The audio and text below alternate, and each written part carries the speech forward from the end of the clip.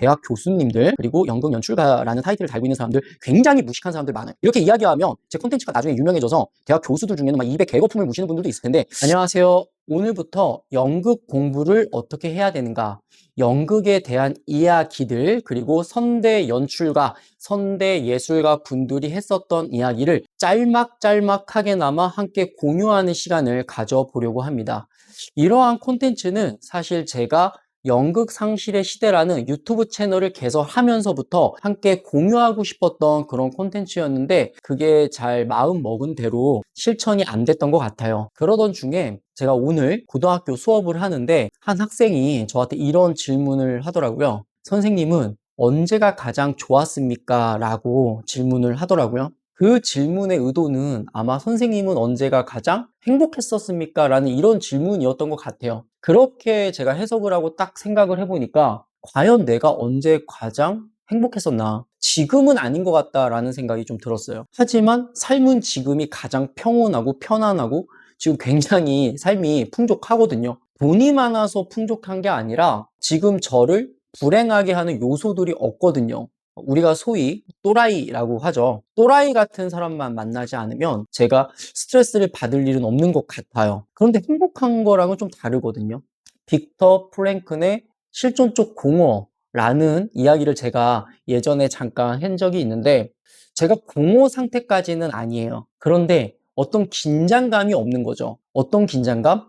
바로 빅터 프랭클이 이야기했었던 현재 이룩한 나의 상태와 앞으로 이룩할 나의 미래의 나, 이 사이에 있는 긴장감이라는 것이 현재 없다라는 거죠. 미래에 대해서 기대하고 있는 사람과 미래에 대한 기대가 없는 사람은 분명히 다를 겁니다. 삶의 태도가. 내가 과연 미래에 대한 기대가 있는가? 이런 생각을 딱 해봤더니 크지 않은 것 같다. 없는 것 같다. 그렇다면 내가 예전에 행복했었던, 좋았었던 그 기억을 더듬어 봤더니 영국으로 이 세상을 제패할 거야, 이런 야심찬 생각이 있었던 적이 있었더라고요. 그때 한참 책을 보면서 너무 행복했었고, 그때는 뭐 대학 교수도 아니었고 뭐 제가 뭘 이룩한 게 하나도 없었어요. 공연 연출가로서 연출한 것도 없었고 그냥 정말 공부를 이제 막 시작한 대학원생이었습니다. 그런데 그때가 가장 행복했었다. 왜? 그때는 제가 연극 공부를 하면서 앞으로 내가 연극으로서 우리나라에서 또한 위치에 도달해 있을 거며,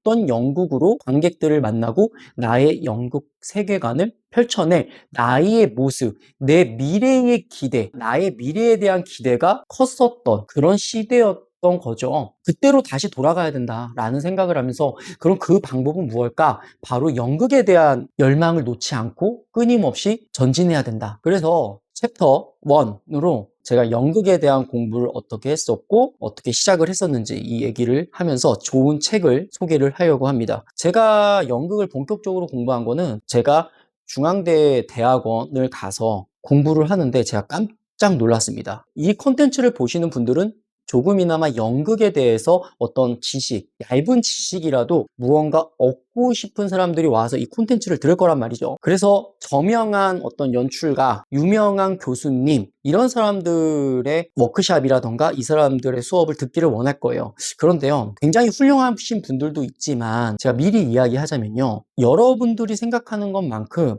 이 연극 분야에 대해서 전문가라고 하는 사람은요, 생각보다 많지 않습니다. 대학 교수님들 그리고 연극 연출가라는 타이틀을 달고 있는 사람들 굉장히 무식한 사람들 많아요. 이렇게 이야기하면 제 콘텐츠가 나중에 유명해져서 대학 교수들 중에는 막 입에 개거품을 무시는 분들도 있을 텐데, 오히려 공부하시고 본인이 좀 학문으로 열심히 정진하신 분들은 제 말에 공감을 하실 겁니다. 개거품 물 사항이 아니라는 거죠. 제가 한 예로 중앙대 대학원 생활을 할 때 그 메이홀드에 대해서 이야기를 하는데, 한 사람이 질문을 해요. 질문을 하는 건 굉장히 좋은 거죠. 뭐라고 질문을 하냐면, 스타니슬라브스키와 메이홀드가 만난 적이 있습니까? 라는 질문을 한 거예요. 질문이라는 거는 모르면 질문하는 거 좋습니다. 그런데요, 문제는 그 질문을 한 사람이요, 지 대학교에 강의를 하고 있는 교수였어요. 그때 깜짝 놀랐습니다. 왜 그러냐면요, 달걀이 닭에서 나오는 겁니까? 오리에서 나오는 겁니까? 이런 질문을 하는 거와 유사하다는 거죠. 왜냐하면 스타니슬라브스키와 메이홀드는 뗄래야 뗄 수 없는 관계고, 그것을 모르는 것은 공부를 아예 안 했다라는 거거든요.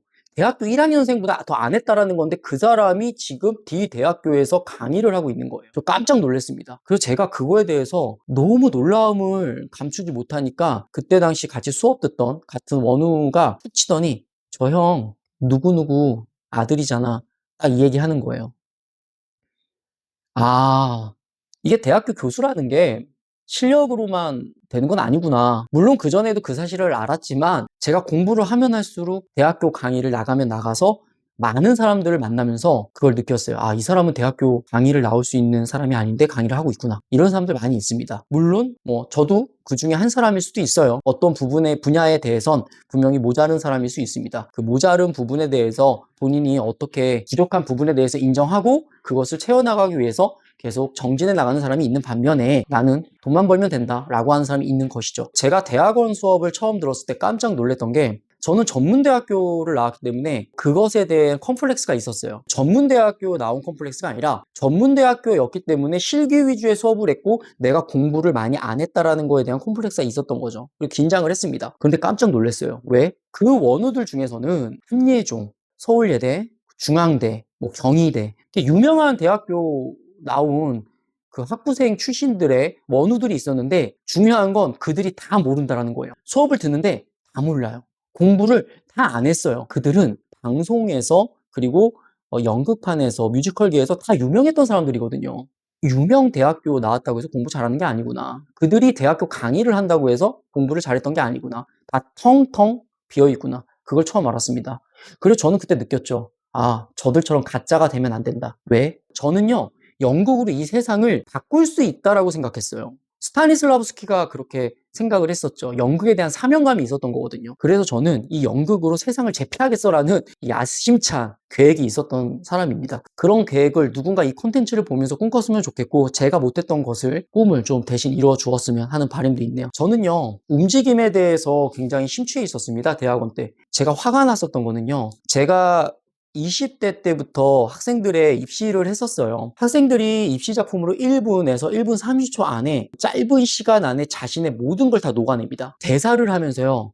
움직임을 하고 노래를 하고 뛰어다니고 춤을 추고 구르고 해요. 그러면서 그 짧은 시간 안에 엄청난 에너지를 폭발시키면서 하나의 극을 완성시킵니다. 그런데 기성세대의 연극을 딱 보니까 화가 나는 거죠. 왜? 시덥잖은 말만 하고 있는 거예요. 그 시덥잖은 말이 화술이 엄청나게 뛰어나서 인생의 희열을 느낄 정도의 전달력이 아니라 표현하는 데 있어서 연극성이란 찾아볼 수 없고 그냥 말하는 게 편하니까 말만으로 연극을 전달하는 거죠. 그게 낭독극과 무슨 차이가 있습니까? 그냥 선배들이요, 무대에서 표현하는 게 부족하니까 그냥 말만 하시는 거라고 저는 봤어요.